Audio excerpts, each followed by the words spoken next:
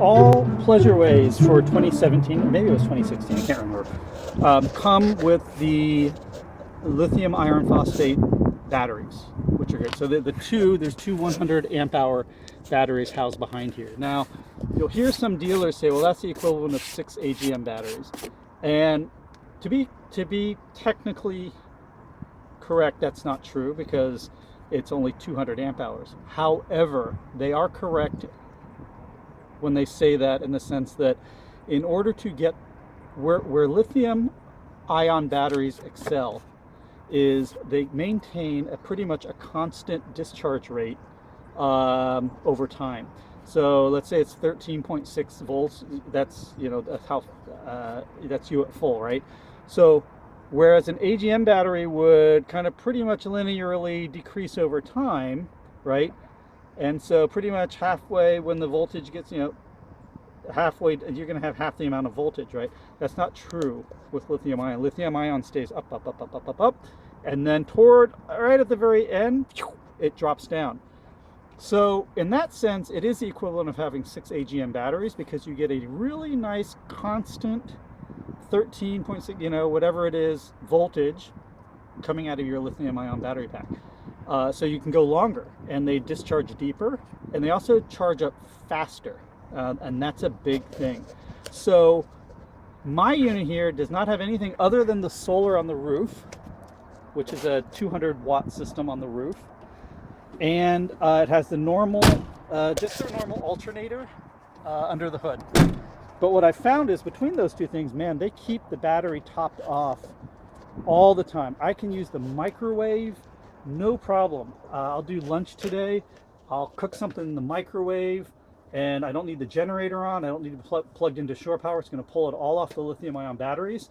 And by the time, and then I'll do I'll do a coffee or a hot tea, and I'll plug that in down here to my 110. That's also running directly off of the lithium ion batteries.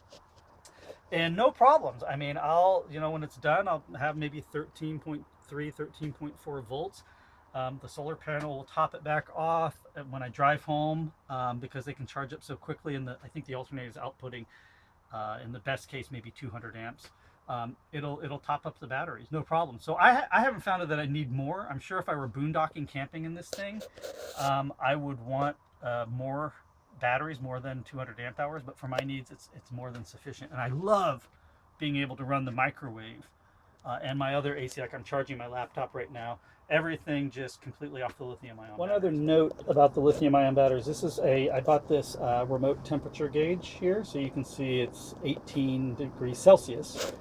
I'm in Canada, I'm an American, but I'm getting used to the metric system. So it's 18 degrees Celsius here inside the rig. It's 10 degrees I put a little sensor inside of my lithium ion battery pack back there. Why did I do that? Because lithium ion batteries do not like to be charged at below zero, and when I bought the unit in February here in Quebec, it was well below zero, and so I had to know when it was safe to actually charge the batteries, because if you charge it below zero, you can really do damage. Now, I wish that Pleasure Way would put as a part of the battery management system, that they would put a temperature sensor into the battery management system, so it would do this automatically.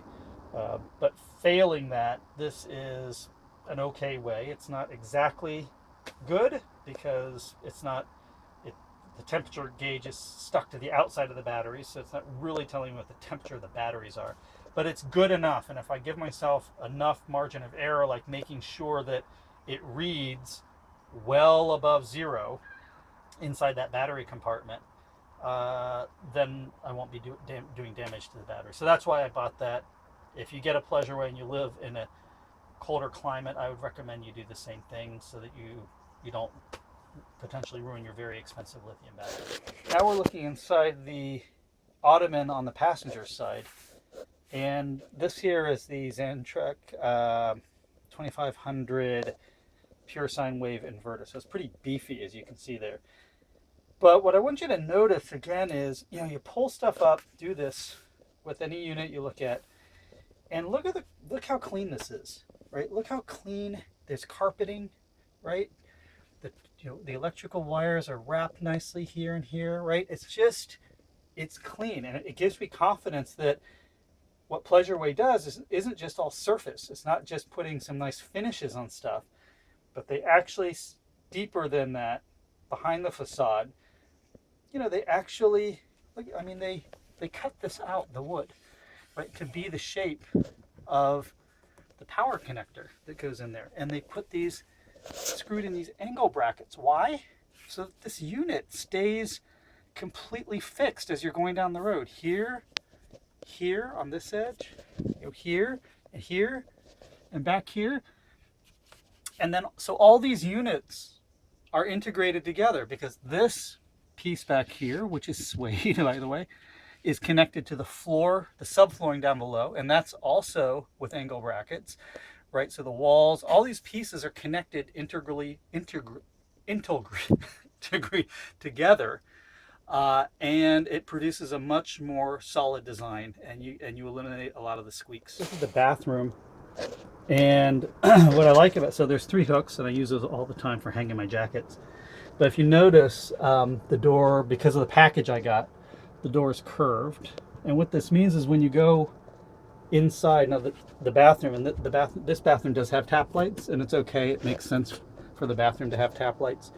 But when you go inside and you shut the door, you actually get an extra couple inches of elbow room because of the way the door's designed. Now on my road trek, they had those weird accordion style doors, and the doors would kind of pop out at the top, so it would kind of come out like this and then like this, and to give you that extra space. And I always felt it was a little bit of a kludge, and God, you would get this rattle down the road as well, because the way there's basically 4 panels. Well, in the case of the road trek, I think is there 4 or 2? There's two, but the way the piano hinges work, the doors rattle quite a bit, and it would drive me crazy. I love the fact that they actually put a window in the bathroom. It actually makes the bathroom feel bigger, and it's an opening window, which is nice, so you can get a little ventilation in. Just nice. This was actually one of the selling points for me, was the bathroom. I got to talk about the Dometic 3-way fridge that they put in this thing. It's nice. It's 3 point some cubic foot. In my CS, Road Trek CS Adventurous, I've got a 7 cubic foot refrigerator. I never used all that space. Maybe again if I was boondocking, it was just wasted space for me. So this is plenty of space for me. You can see here, this is the freezer here. I can easily pull that out if I want more storage space. It's got a nice crisper down here. But what I really want to talk about is the 3-way. My Road Trek, or Road Trek in general, has moved away from 3-way. They use compression refrigerators. So you probably know there's 2 types of refrigerators right now in the RV industry. There's the propane 3-way. So right now, for instance, my refrigerator is operating off propane. It can also operate off of shore power or generator, and it can operate off of just from the lithium ion batteries here. I have it set to automatic, so it'll intelligently choose the right source and switch. So for instance, when I start up the RV and start going down the road, this will switch to the battery because it knows that the lithium ion batteries are going to be recharged by the chassis and the engine when I'm rolling down the road. So that's kind of nice. However, I did like my compressor fridge, I have to say, on the CS. It sipped power, and it seemed to do a good job. It could get noisy at night. We camped in it a couple times, and it could get noisy at night a little bit. You know, my daughter might complain about it because she was sleeping more up front. But and this is completely silent because there's no moving parts, there's no motor. Of course, the way absorption works is it's heating ammonia and then using heat transfer to, as it cools, to suck heat out of the air inside the refrigerator. I'm still unsold. I mean, I like the way that I have multiple power sources. You know, if I really wanted to, I could keep it on lithium-ion battery, but, you know, it draws, 8 amps of power. That's a lot. It draws 8 amps of power to keep the heating element heated in order to boil the ammonia.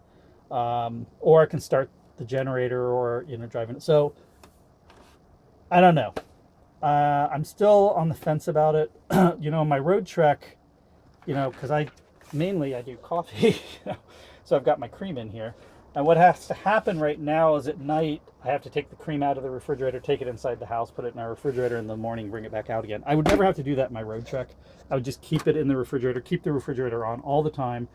Overnight, it might discharge the battery 25% or so, but in the day, the sun's going to come back out and the solar panels would charge it back up again. So unless it was a really hot day and the refrigerator side was sitting on the sun side, I really didn't have to worry about it.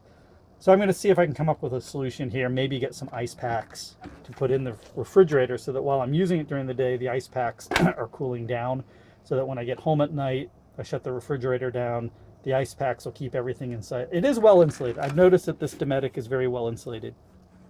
So maybe that'll be enough with the ice pack so that when I come in the next day, my milk hasn't spoiled. I don't know, we'll see.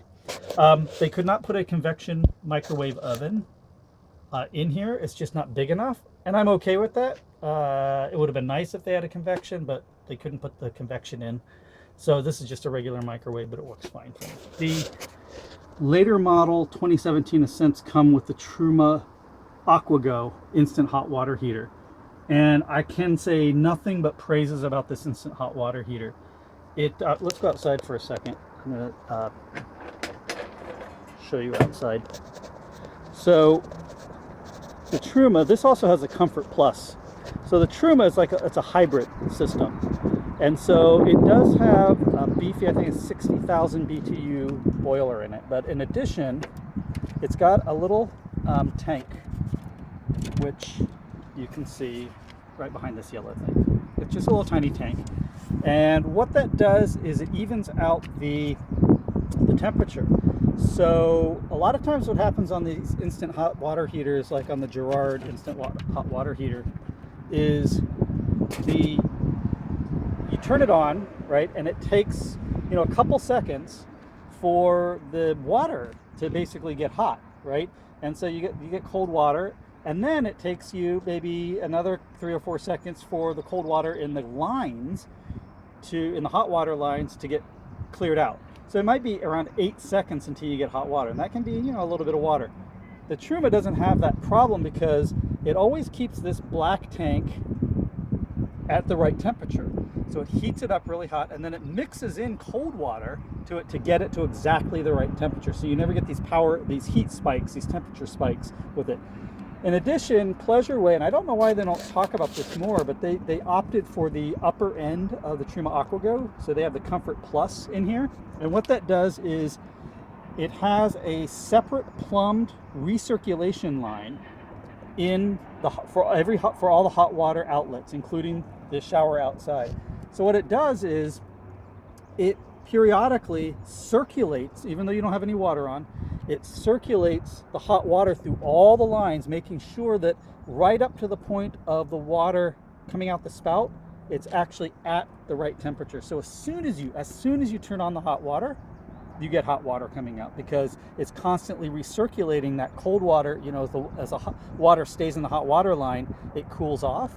Well, the Truma system's constantly circulating that back around and making sure it's at temperature so that you never have that problem. It's a great, really, I mean, it's changed the way I think about our hot water at our house. I really wish we had something like that at our house. And I don't know why Pleasure Way doesn't talk about it more, because it's like a huge selling feature, I think, for this unit.